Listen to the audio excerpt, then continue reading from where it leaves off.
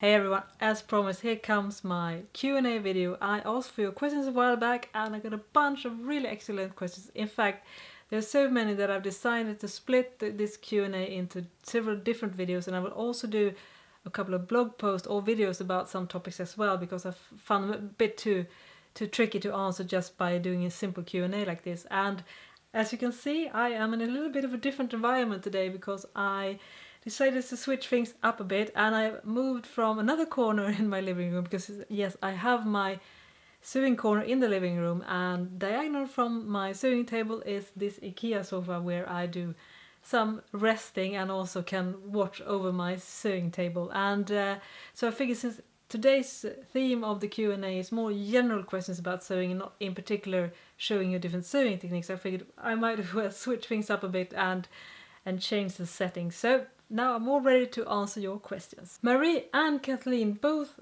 asked my thoughts about sewing challenges. And sewing challenge, for those who don't know what it is that you come together, many sewists, under a particular theme. It can be perhaps a particular pattern, or that you do maybe a tailored jacket together, or any other kind of theme around sewing. And in the past, I would say that these sewing challenges usually happen either in discussion groups or on blogs where you did like a sew along together with other fellow sewists around the world.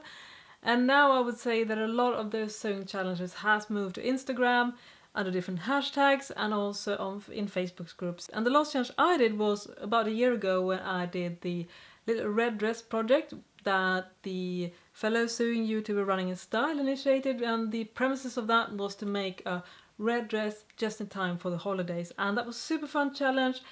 I don't think I would have sewn a red dress if that hasn't been the case, and I really liked my end result, and I also managed to connect with more sews that I have done before. So for me, it was really fun experience. In fact, all sewing challenges that I have participated in has been really fun and a great experience to connect and being inspired and get that little boost. However, each time I do a sewing challenge, I am very much done with that for quite a long time afterwards. So say if I'm finished with a sewing challenge, if I see another one popping up, say in my Instagram feed, after that I'm just meh. I just filter it away. And the reason for that is basically that I feel that if I do too many sewing challenges, it becomes a bit stifling for my creativity. So for instance, to give you an example, if I would jump into a lot of different sewing challenges, I would feel that that would perhaps direct me into an area where I wasn't really into each project. I was more lured by the sew along, and I really want to be mindful about my sewing. And also, this is my free time. This is not something that I want to have too many rules around, and being able to express my current, enthusiasm about things. So to me, sewing channels are absolutely great fun, but I'm not all that into them, doing them like maybe once a month, for instance, because that I would feel would temper with the sort of things that I really want to do, and I think I would be very tempted to jump along and perhaps make a pattern or a piece of garment that I wasn't actually needing at the moment. I was more lured by the fun of being part of a sewing challenge. And also for me, as a sewing content creator, it's another aspect as well that comes into play in my feelings about doing too many sewing challenges, is that I should see if I can express this without being too pretentious, or it's really hard when I'm trying to speak another language. But for me as a sewing creator, it's really important to nurture my unique voice, and being that all the projects I do comes very much from what I'm currently feeling, and I put a lot of my spare time into creating content around sewing. So, and if I was being too much ruled by different challenges, which has usually a set of rules and a deadline and all those things, I feel that would perhaps not be as beneficial for my lust for creating content. So I really need to make sure that I have a lot of freedom in my spare time when I create content, as opposite as it is in my day job, where there are a lot more rules and stipulations around what I do. So for me, my content should be like a creative outlet for me. And another aspect is that how shall I put this? I would feel that if I was jumping on too many sewing challenges as a content creator, I would be a little bit worried about if I became too much bandwagonish, if that's a word, and not perhaps nurturing, as I said, my unique voice and my content. And I really want to make sure that what I do is very much from my heart, and perhaps not just me jumping on different trendy things like the newest pattern, or the new hip sewing challenge and whatever. So I'm really mindful about that I want to make sure that what I do sort of resonates with what I'm really feeling inside. So that is another reason, I think, why I don't do a lot of sewing challenges. And that said, as I said, it's a great fun, and I will definitely try to link to some current sewing challenges that I've seen. And also, please share in the comment section what sewing challenges you're participating in now, because I'm sure that a lot of people would love to jump on a sewing challenge. Perhaps they don't really know which one are currently going and where to find them. So please share those in the comment section. Barbara and Judith wants to know, do I work on several projects at once? Well, the short answer is no.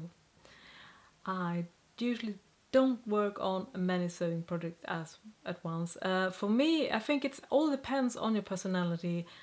I find it quite stressful to know that I have a bunch of unfinished projects in my stash. So for me, I really like the process of just doing each step, from start to finish, and then, getting this closure of a project before I start with another one. I would feel that if I had too many things going on at the same time, it would kind of stress me out. That said, I know a lot of people like to work on several projects at once, and there are some benefits for that for sure. Some benefits I've heard is that, for instance, if you're stuck with one project, it's really nice to take a break, and that doesn't mean you have to stop sewing. Instead, you can just pick up another project that you're currently feeling. So there is definitely pros and cons with these kind of approaches, but for me, I do like to work in one project at a time, because that gives me like a closure after each project. And also regarding being stuck, to be honest, as I do get stuck sometimes, but when I get stuck, I get like a tunnel vision. So I really just try to like grind it out until I've solved the problem. So instead of perhaps putting it away and let it soak for a bit, I just try to like go really hard, trying to really understand and try several different things to solve the problem that I'm currently facing. Which can mean that perhaps sometimes, instead of stepping away and giving it some thoughts, I just work too hard and sometimes mess things up. But it just fits my personality better. So, as I said, there are pros and cons of both approaches. But yeah, I cannot see myself ever doing several projects at once. No, except when I'm batching, but that's another story. Myra wants to know, do I spend a lot of time on social media? Well, the short answer is yes. And there are obviously a lot of discussion going around social media and how much time is healthy to spend on social media. And I think every one of us currently have some kind of internal or external dialogue about this particular topic. As I said, I do a lot of social media in my spare time around creating sewing content. As my personal social media, as Johanna, so to speak, I'm not all that active, so I would say that my social media bandwidth is spent on sewing more than interacting on a more personal level on social media. For instance, I don't have a personal Instagram account, for instance.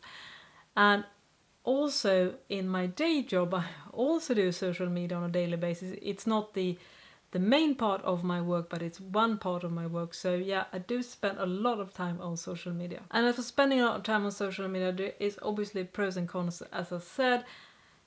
But I do think that I do question the sort of blanket statement that one sometimes hear, that spending time on social media is inherently a bad thing. I think that statement lacks a lot of nuances, and perhaps it's a very simplified view of it. For instance, I would like to point out the sewing community, which has been extremely beneficial for me, and I think a lot of other sewers.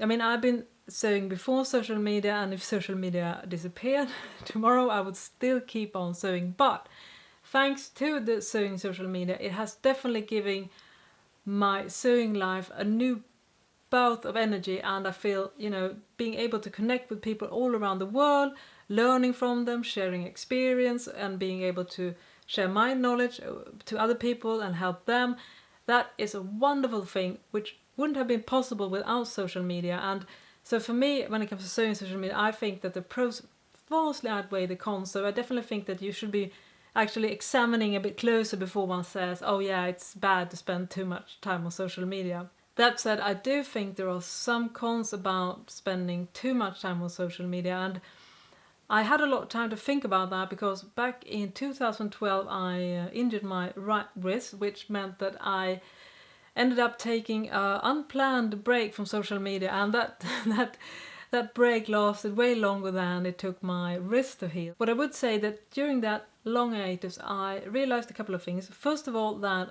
it did free up a lot of time not being on social media, especially for someone like me who produce a lot of content, and that is quite time consuming. I mean, I do 3 blog posts a week and 1 video, and I update my Instagram account pretty much daily. I try to be active in Facebook groups. So there are a lot of time being pushed into that, and obviously that takes away time from other things. So I noticed that on the break I had more times for other things instead. So that was really a positive thing about taking a break from social media. And another thing that I thought about during my break is that I had like this internal conflict about sharing so much on social media, as in, is it a bit narcissistic? Is it a bit like, look at me, just give me applause and say everything is great? And I was sort of having like an internal struggle if that was sort of feeding too much into, it's like a narcissistic need of mine, just being able to get all this feedback of everything that I'm doing. And I felt a little bit uneasy about that. And the way I think I try to deal with that is that I try to, when I do my own sewing content, is to make sure that the majority of the stuff that I'm doing is hopefully valuable to others. So that's why I do a lot of tutorials and I share my knowledge and not just the pretty end result. And another thing I also think could be a drawback of some social media, I think especially Instagram, is that it doesn't really lend itself to talk about the struggles. It's mostly focused about producing a nice picture of an end result. And that is obviously a very simplified view on sewing, because obviously, as we all know,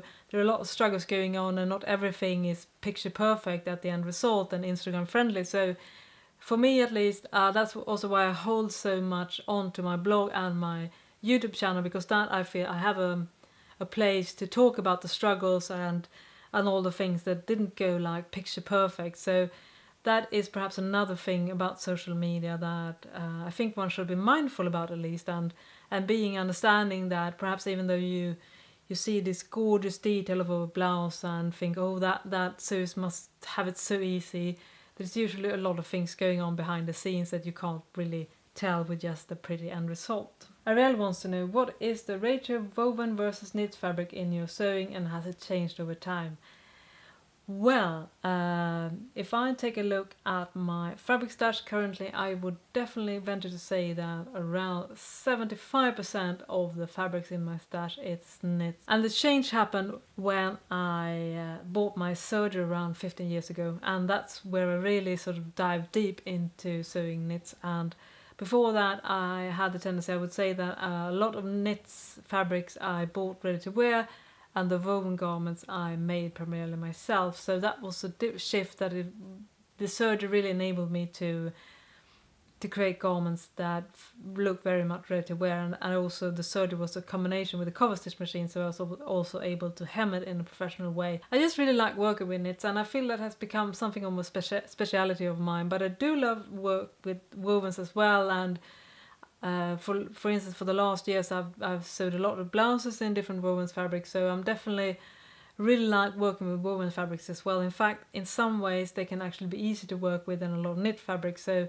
a little bit different there. But I would say definitely, yeah, I'm currently really feeling the knits in my stash. Nadine wants to know, how do I manage it all? Job, family, sewing, exercise, etc. Well, I don't think there's ever a magic formula on how to manage it all, and And those who feel that they have everything under control, I do think that's a rarity. I think most of us are in a constant dialogue about trying to fit all the things into our life that we want to do, and what we prioritize will obviously change over the years. That said, I can share how I feel and think about this topic. And for instance, one of the things I really learned in the last few years in particular is that it's so important to be mindful about that you do only have a set amount of time. So for instance, if I take on a new project, I really need to understand that that means I have to let something else go. I think in the past I did the mistake of trying to add on things on my already current roster of things that I wanted to do,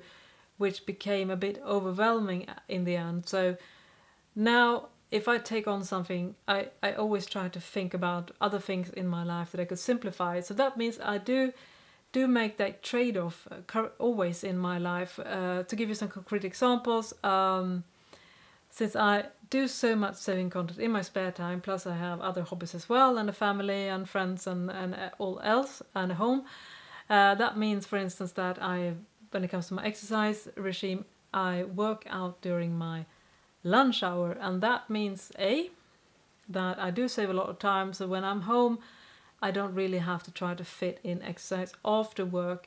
The sacrifice in that is obviously that I don't have much social interaction with my co-workers during the lunch hour, which could be a drawback. And also a lot of my cardio is actually walking or biking to work. So that's another way of trying to fit in the amount of exercise that I want to do into my everyday life. But it also means is that I love taking classes at the gym, I love yoga, I love spinning, I love Zumba, but it would be too much time for me to squeeze those things in. So I've made that sacrifice. I've stopped doing classes at the gym because they just take too much time, and instead I do more time efficient exercises instead. Hope that helps. And also planning, that's super important as well. I do, if I have a large project, I always break it down into mini tasks so to not feel overwhelmed. And I also like to roughly figure out how my week should be, so like disposition of my week. So I like to figure, on Sundays I like to sort of give a rough plan on how my upcoming week will be, and that also helps me to see how much time I actually have for the things I want to do. So that was the end of part 1 of my Q&A. Thank you to everyone who has asked me questions. I hope that you found the answers satisfactory, and I would also love to hear your thoughts about the questions that I've answered today, because I think they're really great questions that does give one food for thought. So I'd love to hear your input as well on the topic that I've covered, and stay tuned for my Q&A part 2. It will come in the upcoming weeks, and well, stay safe and I'll see you next time. Bye bye!